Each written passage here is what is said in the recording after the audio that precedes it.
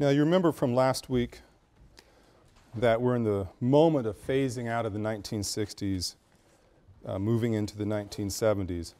But of course, human actions, inactions, chronology is not simply as neat as dates on a calendar, as a timeline.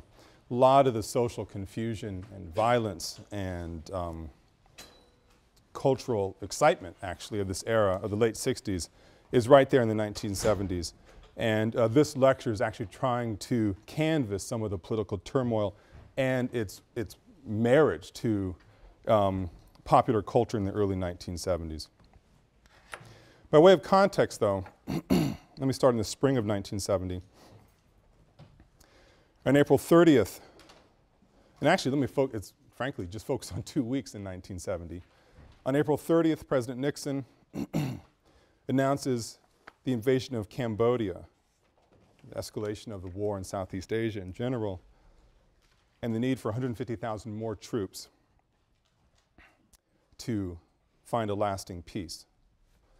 In response, on the campus at Kent State in Ohio, the ROTC building was set on fire. The Ohio governor dispatched his National Guard to make sure the campus remains peaceful. On May 4th,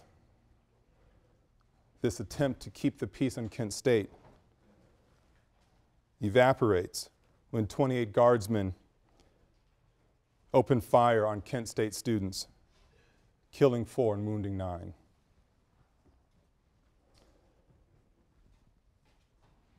Immediately being a day, 500 colleges are shut down across the country, or they're disrupted from protests. Our country, according to college protesters, our country is now attacking us. Makes tremendous headlines. On May 14th, 10 days after Kent State, at Jackson State University, historically black university, during a student protest, state and highway patrolmen opened fire with automatic weapons into dormitories. Allegations are that someone was sniping at them. No evidence was ever found to that end. They opened fire without any warning, killed 2 students, wounded 9. The scale of national attention is not commensurate with what happens at Kent State. So in the African American community, there is a sense that the police state, in this case state and highway patrolmen, could kill our college students without anybody worrying too much. But at Kent State, also inexcusable, they could kill the students and it becomes a national catastrophe. Meanwhile, in New Haven, just about 2 blocks from here, well, actually all throughout New Haven, the Black Panther Party and the FBI are at a standoff. Black Panther Party and fellow travelers had come to New Haven essentially to protest the murder trial of Bobby Seale, who's accused of authorizing the murder of Alex Rackley, a member of the Black Panther Party, people believed to have been an informant to the FBI. 15,000 people descend upon the green. Panthers, Panther supporters, sort of anarchist hippies called the Yippies, led by Abby Hoffman, fellow travelers of all sorts. And there was a real fear that the city is going to be collapsed into a race riot. The university, under the leadership of Kingman Brewster, the president at the time, does something that people never expected and actually opened its doors to the Black Panthers. Created a mechanism, Brewster felt, that would relieve some of the pent-up anxiety and tension over what's happening around the country and then locally. Classes are canceled, there's student strikes. I think 2 or 3 pipe bombs go off at Ingalls Rink. It's a level of chaos that you are not familiar with. Kingman Brewster declares that he actually doubts, and I'm paraphrasing here, whether a black person can get a fair trial anywhere in America. Immediately, the alums start phoning in, calling for his resignation, for his outlandish statement. It's a national event, student unrest, it's a local story as well. In this spirit of what's going on in the country on the college campuses, in the nation with the call for federal for more military troops, invasion of Cambodia, you have an astonishing, almost sort of a call and response by a lot of cultural artists. Most famous in this regard, well, most famous to me, at least in this regard, is Marvin Gaye. Marvin Gaye, who had made a career at Motown by piecing together and performing love songs, branches out a year later in May of 1971 with something really quite different. So he's known for this.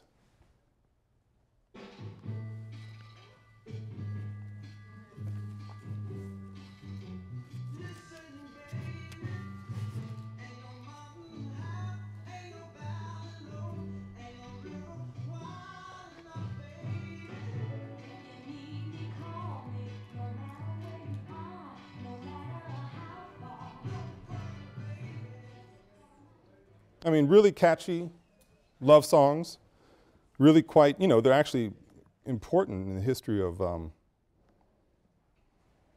the evolution of rock music and the Motown sound. But when we get into 1970, Gaye is wrestling with, well, partly exhaustion from churning out these saccharine-laden songs.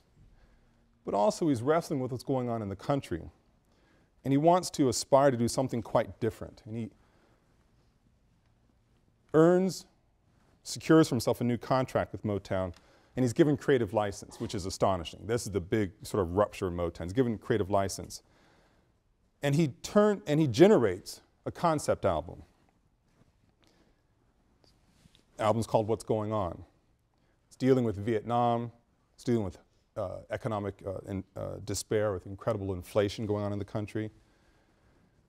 It's dealing with ecological despair. This is a few years before Earth Day would actually take effect, but people are wondering what we're doing to this particular planet. In fact, I've often, when I've given this lecture, I hadn't given a cultural politics lecture for years, and I finally realized it was time to do so. And I listened to What's Going On just to see if I wanted to play a clip, and I realized I could actually just put the CD on, leave the room, have you guys understand the early 1970s by the time the album is over.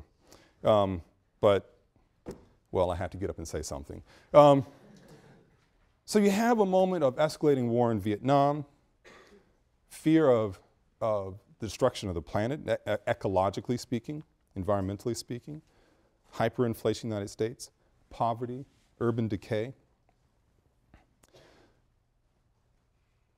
And Marvin Gaye starts writing these pieces or produces these songs. They merge one into another in what's going on. And in fact, if you do want to learn what the 1970s, just go out and, I used to say buy the album at the record store, then you could buy the CD, and now it's just, you know, go to iTunes, I suppose. Although you should patronize Cutler's, the local record store. In one of his signature songs from the album, What's Happening, Brother? It's a story of a returning vet, comes back from Vietnam trying to figure out what is happening on the street, really trying to get back into the mundane routine of life. I'll play a clip of it.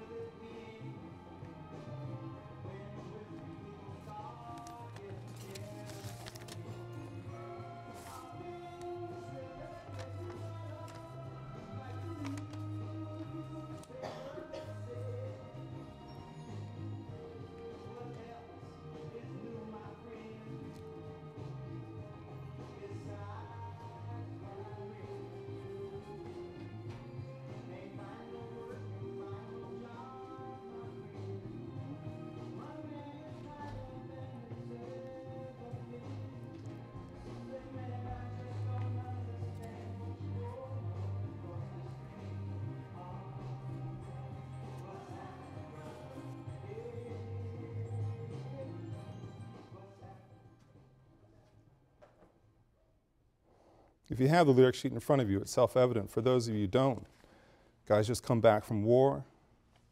He's wondering if he's reading the newspaper if what he's reading is true, and he's talking about civil rights here. Are things actually getting better? Can't find a job, though. Money is tight. I don't understand what's going on around here. And then just wondering, you know, are they still doing the stuff they used to do? Going to the dances? Do you think anybody has a chance to succeed, in this case a ball club? I want to know what's going on, what's happening. Someone who's lost and trying to find his way. Very soon you get an answer in the same album, in the song Inner City Blues, hearkening back to Gil Scott-Heron, Whitey on the Moon.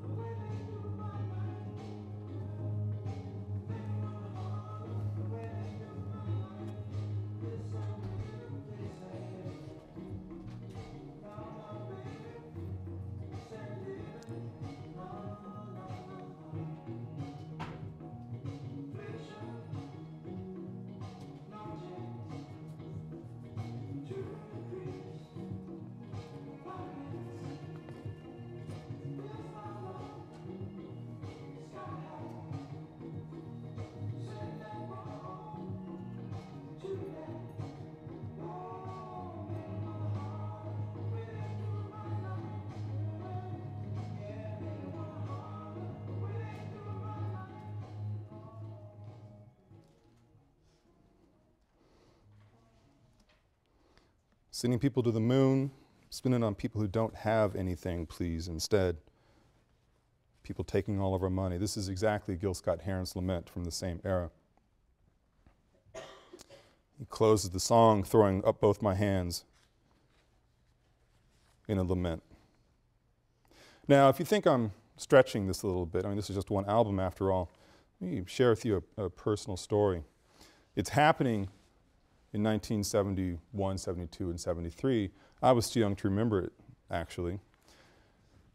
But in 1990, let me think, what would this have been? 1997 or so, I was living in Los Angeles. My father and mother come to visit me and my wife.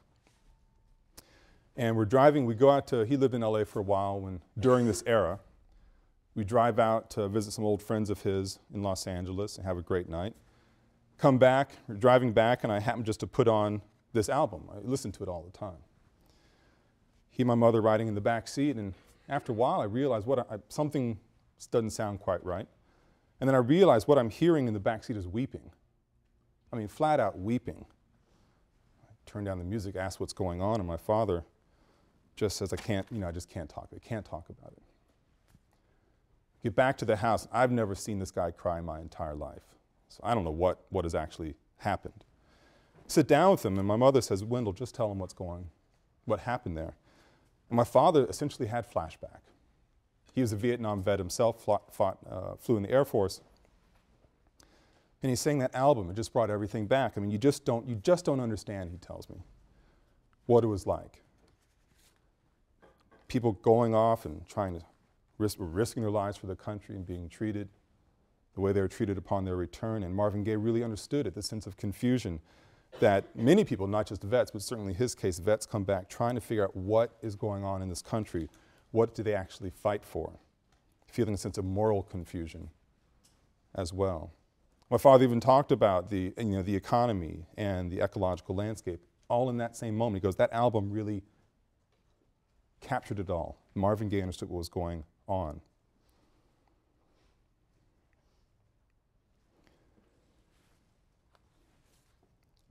Now this album, What's Going On, fluctuates between an international critique and also things happening in US cities. Again, this economic despair, I keep coming back to it, it's really one of the defining elements of the time. You also have, during this moment, rise of, in line with the Black Panther Party, certainly, this rise of a celebration of black masculinity, black virility, and also black cultural celebration. Quite a different one than the Harlem Renaissance, certainly, but a black cultural celebration is all the same. Take these elements together, sort of this culturally rich moment, the notion of abiding economic troubles, and also the determination that we, in this case the black man, and I use that phrase quite intentionally, are going to turn the system over. We're going to be something different. You end up with an incredibly popular movie and character. The character's name is John Shaft. The movie is Shaft. I'll play for you some lyrics, show you a clip, and then explain a bit of what is actually happening in this piece.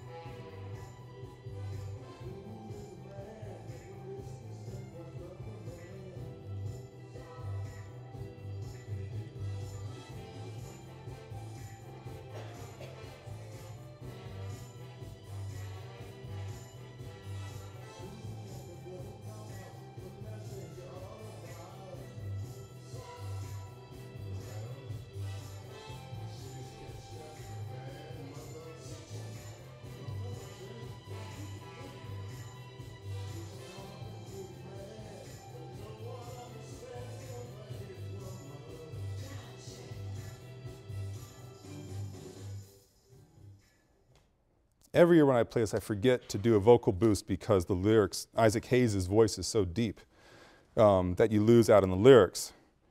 Who's the black private dick that's a sex machine to all the chicks? I'm supposed to say Shaft. You're damn right. Who is the man that would risk his neck for his brother man? Shaft. Thank you. Can you dig it? Who's the cat that won't cop out when there's danger all about? Shaft. Right on. You see, this Shaft is a bad mother, but I'm talking about Shaft. All right, you get it. Anyway, I mean, it is humorous to, especially when looking like this and being what I am and singing this song. But the song was incredibly important. Isaac Hayes breaks out as well out of the Motown sort of trap and comes out with this album that electrifies people. He's talking about a kind of individual they had not seen before, they had not been around before. And then the movie comes out. I mean, this was the soundtrack to the movie.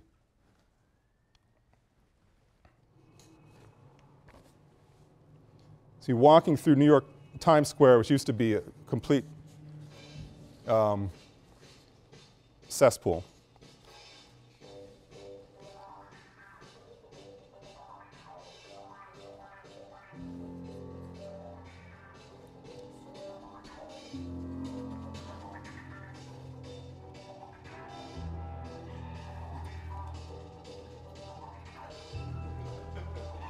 I'll fix it.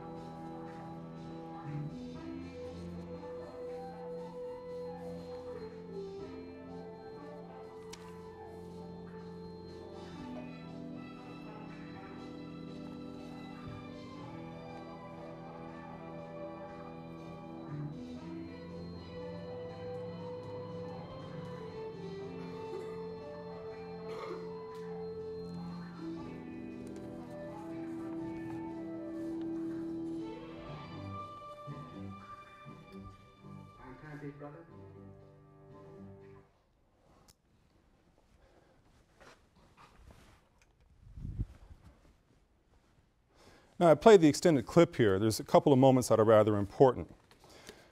One is just the street scene that Shaft is walking through. New York City, Times Square is not the place you've come to know with its sort of carnival atmosphere. It was a place of, XXX movie theaters, prostitutes, drug use and such. And John Shaft comes up, emerges in this landscape and walks through it, a man on a mission. 34 seconds into this clip, into the start of the movie.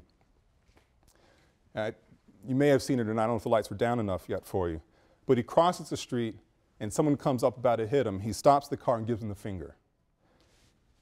You know, in the grand scheme of things, especially what we see today in our movies, in our YouTube clips, this doesn't even register. This was a mind-blowing moment in American cinema when this movie comes out. The black man walking through a place like he owns it, giving the finger to a white guy in a car. And he continues walking. He's walking through his long leather black coat, certainly reminiscent of the Panthers, but he looks a little bit different. And it turns out, when this guy tries to sell him a hot timepiece, that he's a cop. So the question is, who's the man? And it turns out, yeah, thank you. Well played, yes. That Shaft is the man. He's virile, he's masculine. As the lyrics say, he's a complicated man. And so you have a new kind of visual representation of blackness, bless you. Now, Shaft is one of the finer productions of a cultural moment in cinema called Blaxploitation.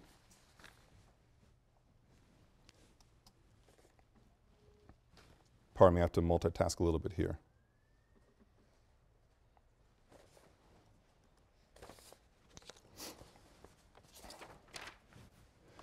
Blaxploitation begins in 1971. Begins all in this moment. Begins with a movie, really an art piece by a man named Melvin Van Peebles. The movie is called Sweet Sweetback's Badass Song.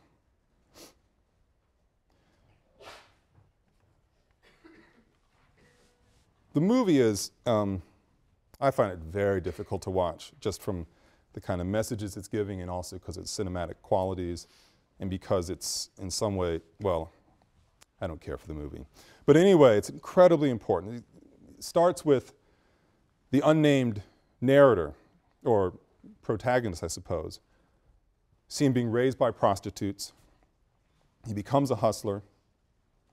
He gives witness to a moment of police brutality. He kills a bad cop. And because he committed one of the ultimate offenses, he has to go on the run. And the movie is essentially, it's a flight movie. He's going through all these different scenes, trying to keep one step in front of the man. And the man, as it turns out in this case, is powerfully corrupt. It's a lot of power, but that power has corrupted him. And you see Melvin Van Peebles, he's the lead in his own movie, going through, any kind of slice of life you can imagine, representing the 1970s. Drug use, sex scenes, pimping, prostitution, crime, always trying to stay one step in front of the man. And the movie becomes an inspiration for the formula that becomes Blaxploitation. It's a movie that dismisses assimilation, that declares the system's corrupt. It is a reflection of black power militancy. No matter what, it's a counter to white hegemony. This is how you could characterize most of the Blaxploitation films. There are wrinkles, we'll get to that in a moment, but I want to play for you one of the last few clips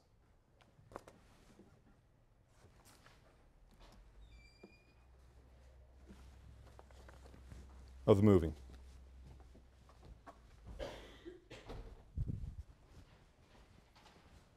What you're seeing here, it's a strange close-up, the camera looking down in a shallow creek, panning up to see a gutted police dog that had come to hunt down the narrator. You see it from a slightly comfortable distance.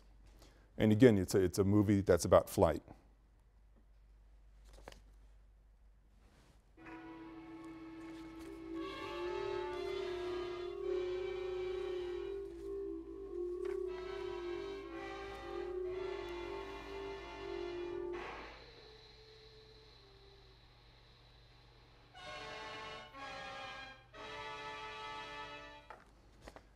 That's enough of that movie.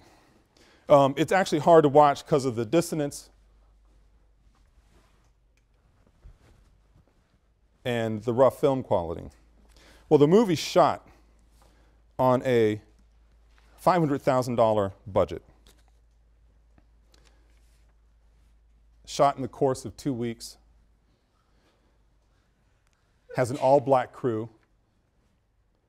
So it's giving a message about sort of a non-assimilationist black pride, and it's actually doing it as well. And the movie,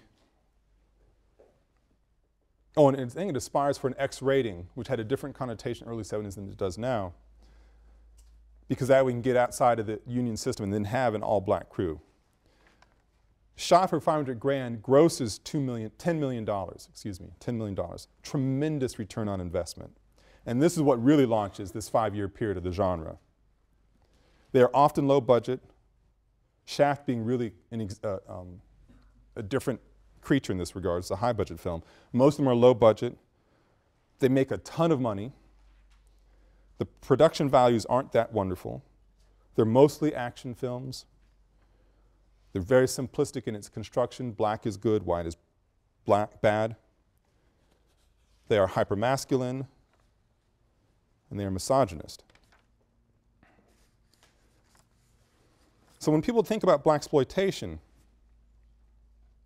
is it about black identity, about a certain kind of blackness? Is it about cultural production? Or was it a co-opted capitalist venture? After Sweet Sweetback's Badass Song, most of the blaxploitation films become studio productions.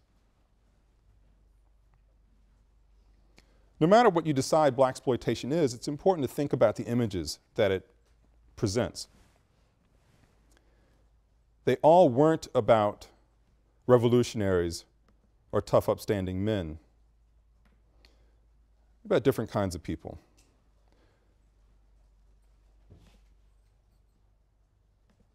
Play a clip from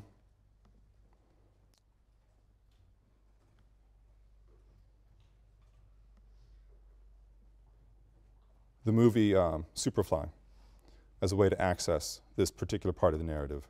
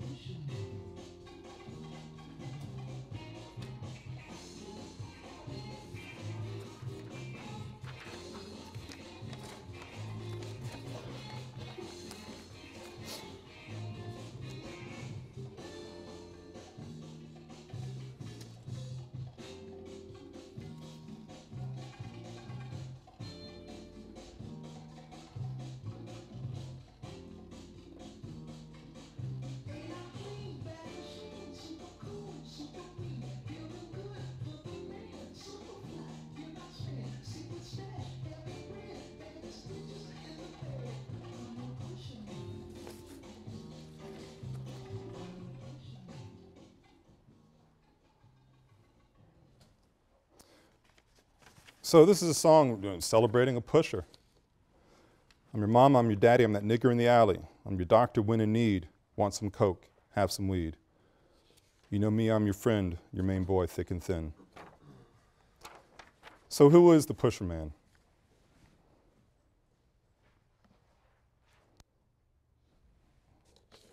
Play the opening montage from Superfly.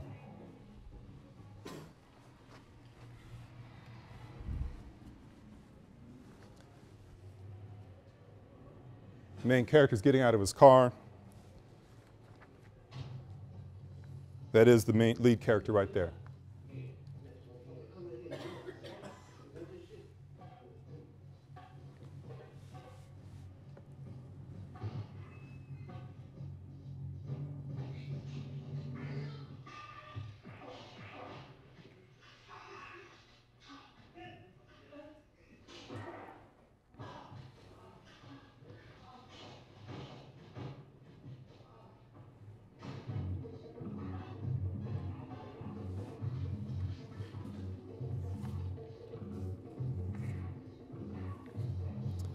Yes, you are seeing the camera cord in the clips.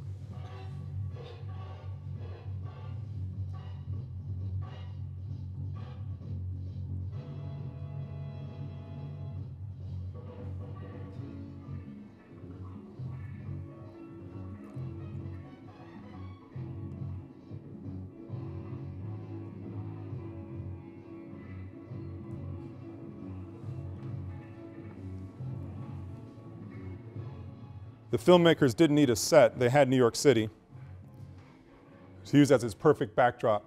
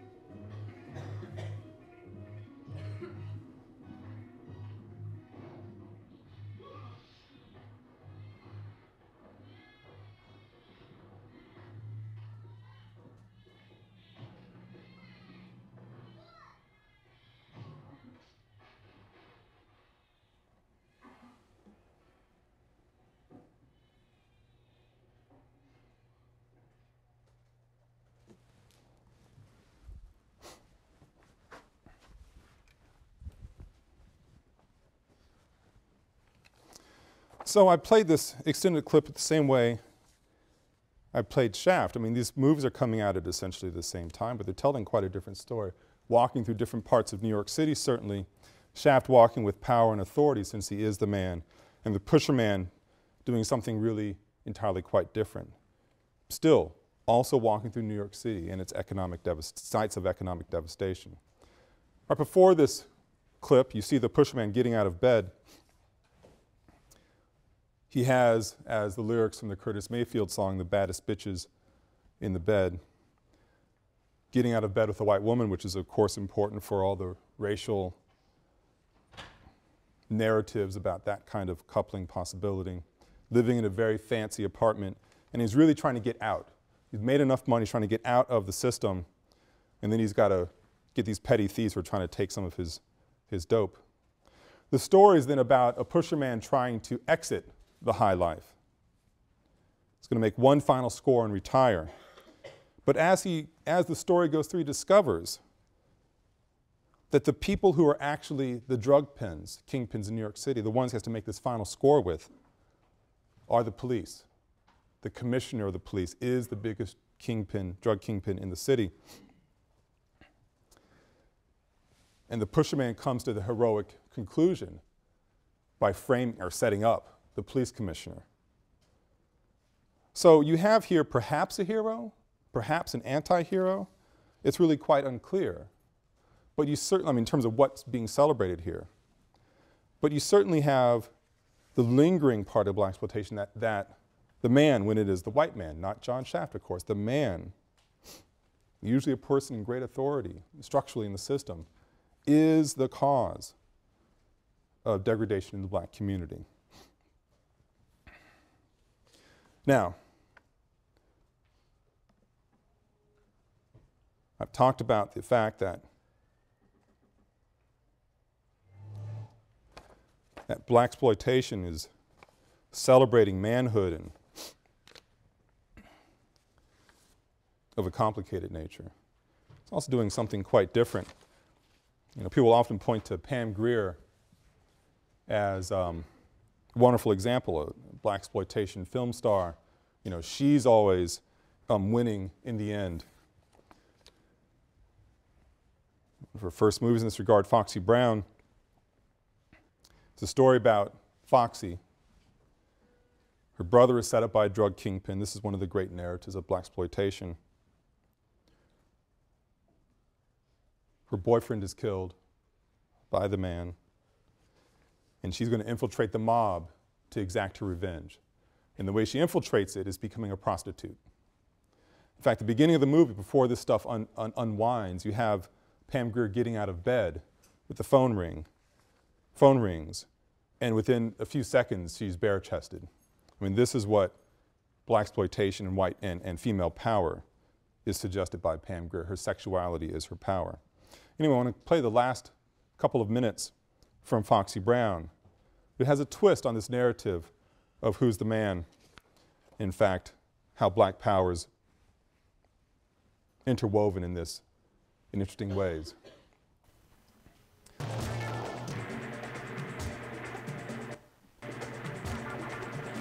What you're seeing here is the drug kingpin's boyfriend being stopped. Black mobsters have taken over, posing as the police, and now they've caught him.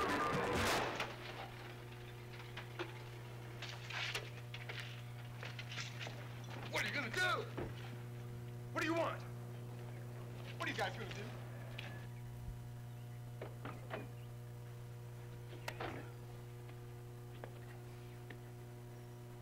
What are you, crazy? What are you? He's ready, sister. No, you... You're crazy. You can't do this. You can't do that. No, no, Foxy. Oh, no, you can't. Ah! And this is the drug kingpin, as it turns out. The person behind Foxy Brown's boyfriend's murder, her brother being set up as well.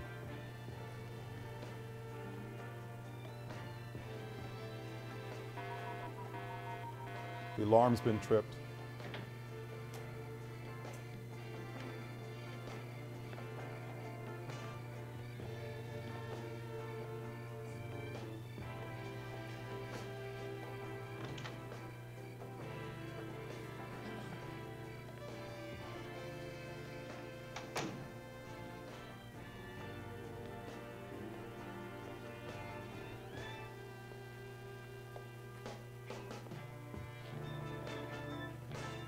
Hold it right there, Spook.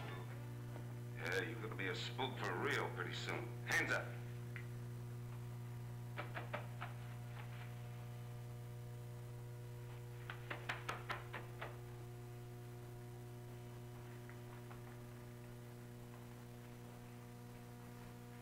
Don't pinch the food, faggot. You watch your mouth or I'll... No, Eddie. Later. I want to know what she's doing here. I'll take that big mouth. Sure. I brought it for you, Miss Pimp. Like I said, it's a present from your faggot boyfriend. See what it is, Eddie.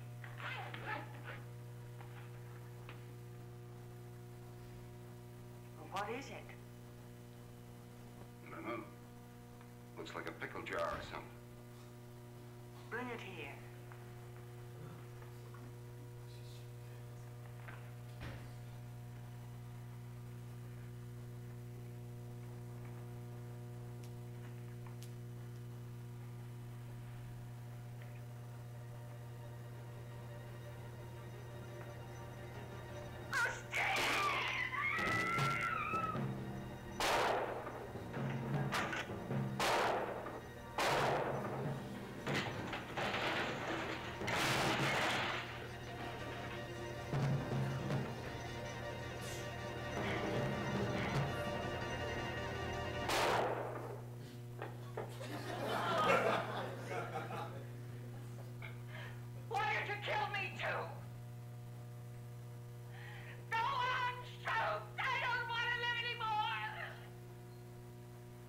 I know. That's the idea. The rest of your boyfriend is still around. And I hope you two live a long time.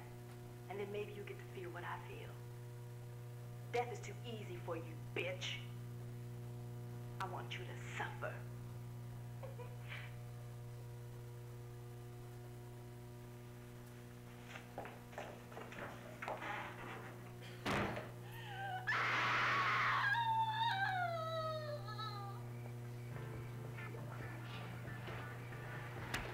Super bad. The party's over, Oscar. Let's go.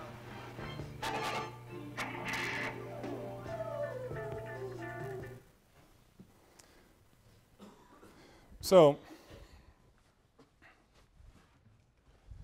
you have in this clip justice being exacted along the terms that in the Blaxploitation vernacular made the most sense. But still, what kind of messages are being offered here? And when you were in the movie theater, I mean, the production value, the acting and such, you know, in the gun being pulled out of the afro, these are all humorous. But in the movie theater, some moments of celebration. This is a whole different kind of cultural logic that people had not seen before, not on a screen, and they wanted to celebrate it. It's an era of great struggle for the nation, truly. We're still not out of that moment. And you'd see it articulated with its great cultural products of the age. It's a moment of despair. It's despair that's certainly likely what urged Stevie Wonder to write some of the most socially conscious lyrics of the era. And these are, you won't be surprised, these are not the ones that are heard on the radio when people play back, you know, Stevie Wonder reflections. Wonder had negotiated a new contract, just like Marvin Gaye had done before, that broke him out of the studio system in Motown. And the result was about a 6-year cycle of albums that was nothing short of astonishing. I mean, one, that the albums are released. So many are released in just a 5-year window. Actually, just a 4-year window when you think about it. Albums are Music of My Mind in 1972. He's only 21 years old. Talking Book released the same year in 72. Inner Visions released in 73. Fulfillingness's first finale in 74. Songs in the Key of Life in 76. This is not the little Stevie Wonder of, when he's coming out with Motown with this, I forget the name of the song, playing his harmonica, but a Motown sort of dance tune. This is not the Stevie Wonder in later years of, you know, Don't Drive Drunk fame. This is Stevie Wonder of a different kind of political vintage. You can hear it here in his song, Big Brother.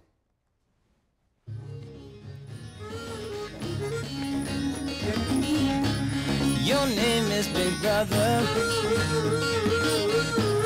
You say that you got me all in your notebook,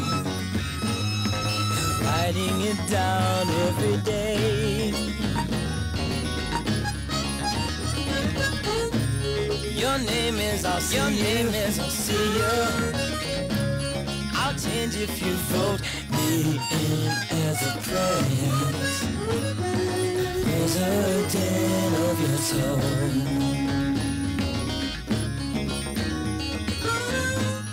I live in the ghetto. You just come to visit me round election time.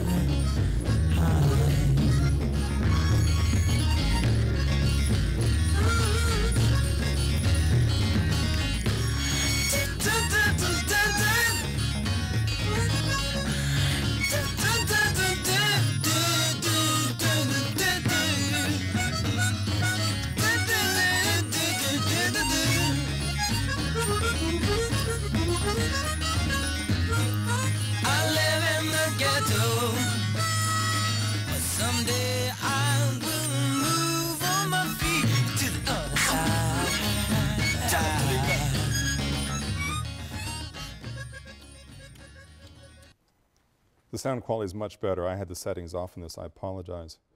But in this song itself, he's going on, you know, I live in the ghetto, someday I'll move my feet to the other side. My name is secluded. We live in a house the size of a matchbox. Roaches live with us wall to wall. concludes the song with, "You've killed all our leaders. I don't even have to do nothing to you. You'll cause your own country to fall." This is a different kind of Stevie Wonder, of course. Now, Wonder is using lyrics that are call and response to Jesse Jackson. Now, we've not talked about Jesse Jackson pretty much at all in this course. I'll be talking about him, I think, next week. But Jackson has made a name for himself with the famous call and response, "I am somebody." I am, and the audience says somebody, trying to boost up in these rallies, sort of a notion of self-esteem. And Wonder's saying, no, my name is nobody. My name is secluded. Credible economic violence and despair. You've killed all of our leaders. I don't have to do nothing to you to cause your own country to fall. The nation is going to collapse in upon itself. So you have then across in the early years of the 1970s, and this lecture is really focused on about 4 years, 3 or 4 years in the 1970s, a moment of incredible cultural production, but of a type that sends, well, a range of messages, I suppose. It's talking about black virility, and at a moment of rising black feminism, which we'll be talking about on Wednesday, sends very interesting message, interesting in quotes, interesting not in a good way, messages about the role of the black woman. Still wrestling with tensions over who the man is, what the man looks like, what the man does, who's to be blamed for the excesses, and it sends profoundly confusing messages about the cultural celebration of people who are putting drugs into a community and destroying that community. As you walk out, I'll be playing Village Ghetto Land from Wonder in 1976. He was inviting people to come with him down to his dead-end street, to Village Ghetto Land. And you see the people lock their doors while robbers laugh and steal, beggars watch and eat their meals from garbage cans. I think I missed a line there. Broken glasses everywhere, it's a bloody scene. Killing plagues the citizens unless they own police. Not the most uplifting lecture I know, but this is the cultural moment of the early 1970s. We'll overlap when we start talking about black feminism in the same moment and see a series of conflicting messages about blackness in the early 1970s. Class is over.